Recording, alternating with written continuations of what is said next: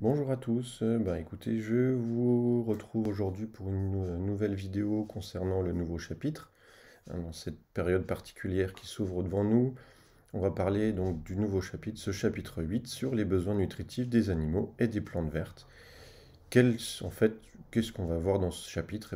Quels sont les besoins des animaux en général et des plantes vertes pour qu'ils puissent grandir et se développer? Parce que dans le chapitre précédent, on avait vu que ce soit les animaux, les végétaux, au cours de leur vie, ils grandissaient, ils grossissaient, mais on va se poser la question de savoir le pourquoi du comment ça se passe, qu'est-ce qu'ils ont besoin, de quoi ont-ils besoin pour pouvoir grandir et grossir, pardon. Première partie. Donc vous savez tous qu'un animal ou une plante va grandir tout au long de sa vie, hein. Tout d'abord, on va essayer d'expliquer comment cette augmentation de taille et de masse peut-elle intervenir. Donc ça, c'est notre grand 1 que vous retrouvez ici. Donc, comme d'habitude, hein, je vous remettrai tout ça sur votre espace de travail, que vous puissiez travailler et avoir tout ça au fur et à mesure. Alors cette première activité, va se disposer en plusieurs parties. Vous allez voir, il va falloir montrer à partir de documents et en réalisant un graphique que les êtres vivants prélèvent leur matière organique dans leur milieu de vie. Alors qu'est-ce qu'on entend par matière organique? C'est toute la matière qui va être fabriquée par les êtres vivants, que ce soit les végétaux ou les animaux. Et on en reparlera après. Devez avoir en tête ce que c'est que des besoins nutritifs. Ce sont les ensembles des substances qui sont nécessaires à la croissance et au fonctionnement d'un être vivant. Tout ce qu'on a besoin de manger ou de boire pour pouvoir grandir et pousser, vous verrez. Et on a cette notion importante aussi de producteurs primaires. Ce sont tous les organismes qui vont produire leur propre matière organique à partir de matières minérales. D'accord? Ce que nous, on ne peut pas faire, on est obligé de se nourrir pour pouvoir produire notre énergie, fabriquer tout ce qu'on a besoin. Chose que certains organismes, eux, peuvent faire directement. Alors, cette activité, la voilà. Vous allez la voir sur l'espace de travail. Je vais vous envoyer tout ça comme d'habitude. La première partie, c'est donc de réaliser un graphique. On aurait dû le refaire en cours, malheureusement, avec tout ce qui se passe, c'est compliqué.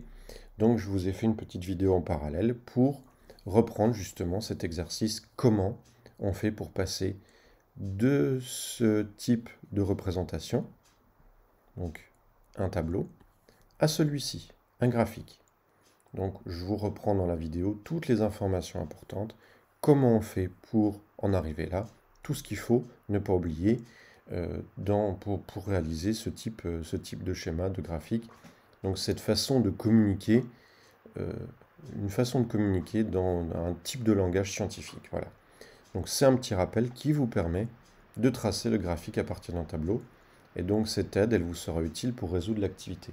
Vous allez voir. Donc je vous demanderai dans un premier temps de faire cet exercice sur le chiot. Et tout ça, il faudra me le rendre. Donc vous verrez, je vous donnerai tout ça sur l'espace de travail, sur le cahier de texte, ne vous inquiétez pas. La deuxième partie de l'activité à proprement parler, la voilà. Vous avez une série de documents. Là, alors je suis désolé pour ceux qui n'aiment pas les insectes, je l'enlève. Pour ceux qui n'aiment pas les insectes, je suis désolé, on va en parler un petit peu, on est obligé. Donc faites attention, ceux qui ont peur, voilà, je vous présente toutes mes excuses. Donc on va parler un petit peu de phasmes. Hop, je l'enlève tout de suite, qui sont des insectes. Et on a une série donc d'informations, un tableau par exemple, où on reprend en fonction du temps, en fonction des semaines, la longueur de nos phasmes, vous voyez qui passe de 2 mm à 8 mm et demi, et la masse de tous nos phasmes qui sont présents dans la boîte, donc une dizaine de phasmes. Au départ de l'expérience, il pèse 1,7 g et à la fin de l'expérience, il pèse 8,2 g. Et on nous dit que la masse de lierre qui était présente dans la boîte a diminué de 46 g pendant l'élevage des 10 phasmes. On verra bien où ça sera passé. Vous avez un deuxième document avec cette fois un graphique directement où on vous montre la masse des plants de blé en fonction du temps. Voilà. Et on voit que cette masse augmente tout au long des jours de l'expérience. Et on nous donne dans un tableau, ici, la masse de la terre dans laquelle sont plantés les grains de blé. Voilà. D'accord? Il y a une deuxième partie sur la production de matière, donc ce que les êtres vivants vont fabriquer. Et on a l'exemple d'un animal, la marmotte. Alors une marmotte où on nous dit qu'elle se réveille juste après l'hibernation, et une marmotte avant l'hibernation suivante. Et il y a différence de poids. Là, elle pèse 2,5 kg, elle est toute maigre. Et là, elle pèse 5 kg, 5 kg, elle a doublé son poids. Elle a des bonnes joues bien rondes. Et bien ronde, cette marmotte. On nous explique deux, trois choses. On nous dit que durant l'hiver, elle s'endort dans un terrier et elle ne consomme plus aucun aliment. Ça s'appelle l'hibernation. Au retour du printemps, elle va sortir de son abri et à la fin de l'été, elle mange environ 400 grammes de nourriture par jour, de l'herbe, des écorces, des baies, des fleurs. Et elle constitue ainsi d'importantes réserves de graisse, et ces réserves de graisse, c'est de la matière organique. Toutes ces matières organiques permettront le fonctionnement de son organisme durant l'hibernation suivante. Ce sont toutes ces réserves. D'accord? On a l'exemple également d'un végétal, d'un arbre. On nous dit que c'est un producteur de matière. On nous dit que le bois est essentiellement composé de cellulose, qui est une matière organique. Et que chaque année, un cerne se forme. C'est ce qu'on voit ici, c'est les cercles. Et c'est comme ça qu'on peut mesurer l'âge d'un arbre. Un cercle égale 1 an. Il se compose d'une partie claire, appelée le bois de printemps, qu'on le voit là, et une partie plus sombre, le bois d'été, où il va mettre, vous voyez, une différence de taille. Hein, il va grandir tout au long de cette année, et pendant l'hiver, a priori, il grossit pas beaucoup. Et puis, vous avez donc une série de questions, où je vous demande de mesurer la croissance des phasmes. Afin de la mesurer, vous allez construire un graphique, donc à l'aide de l'exemple du chien.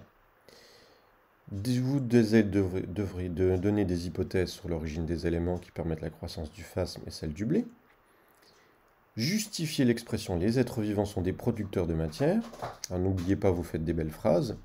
Et la conclusion, eh ben, ça va permettre de répondre à notre problématique, à savoir comment on peut expliquer que les êtres vivants vont produire de la matière organique. Voilà. Ok? Donc ça sera le bilan. Et puis je vais vous demander, comme ce travail je vais vous donner pour cette semaine et puis pour les vacances, ça sera à faire pour le 26 avril, donc au retour des vacances. Je vous demanderai également de faire la deuxième activité. Et cette deuxième activité, je retourne ici. Cette deuxième activité, ce sont les besoins nutritifs des plantes vertes, notre grand 2. D'accord? Donc vous pourrez mettre grand 1, vous mettrez toutes vos réponses. Grand 2, les besoins nutritifs des plantes vertes. Et cette activité 2, c'est à partir des documents et d'expérience, déduire les besoins nutritifs des plantes vertes. Je reviens sur l'autre document. Voilà, vous avez une série de documents, idem, on a une photo, on a un petit texte, on a quelques informations, et on a même de quoi faire des expériences. Alors moi, de mon côté, j'ai commencé à faire quelques expériences, je vous remettrai des photos. Mais, alors, si vous en avez à la maison, vous avez des graines, vous avez peut-être des petits pots de yaourt, ben vous pouvez essayer de faire des expériences. Alors attention quand on fait des expériences, ce qui est important, c'est qu'on ne fait pas varier plein de choses. Il faut faire varier un élément à la fois. Et surtout, ce qu'il ne faut pas oublier, c'est l'expérience témoin, ici. L'expérience témoin qui nous permet, après, de faire des comparaisons et de conclure par rapport aux résultats qu'on va avoir. Alors, notre expérience témoin, on vous prendrez, si vous avez, et moi je l'ai fait, de l'eau, de la lumière, et puis l'air ambiant, hein, c'est l'air qu'on a tout autour de nous, puis un petit peu de terre, bien évidemment. Et puis donc, vous allez pouvoir faire quelques expériences. Moi, j'en ai fait 2 ou 3 expériences, et puis je vous dirai ce qui se passera, je vous donnerai les résultats. Mais vous pourrez utiliser cela pour pouvoir répondre aux questions. D'accord? Donc ces questions que vous retrouvez ici. D'accord?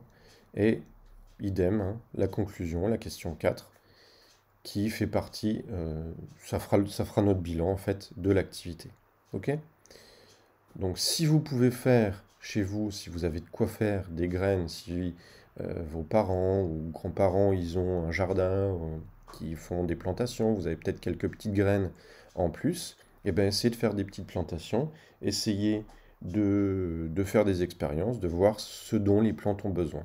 Si elles ont besoin d'eau, de lumière, d'air normal, ou essayer de voir si on fait varier, si on met pas d'eau par exemple, ou si on met pas de lumière, ou si on essaye d'enfermer la, la plante dans un sac, voir ce que ça va donner.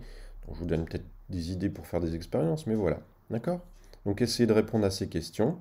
Et puis, donc je vous demanderai de bien faire votre travail, de bien me l'envoyer à la date prévue. Ça, je vais vous remettre ça dans le cahier de texte.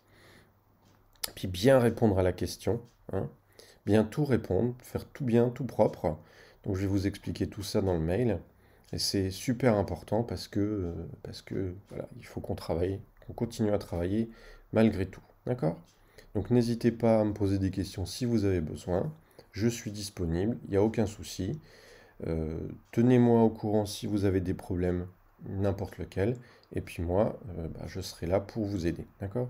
Donc pour la rentrée, pour le 26, moi je préparerai la vidéo de correction avec toutes les informations. Et puis s'il y a besoin, eh ben, on fera une visio pour pouvoir répondre à toutes ces questions. D'accord?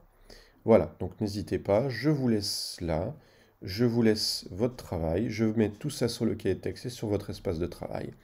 Donc maintenant, c'est à vous, au travail. À bientôt, j'espère. Au revoir.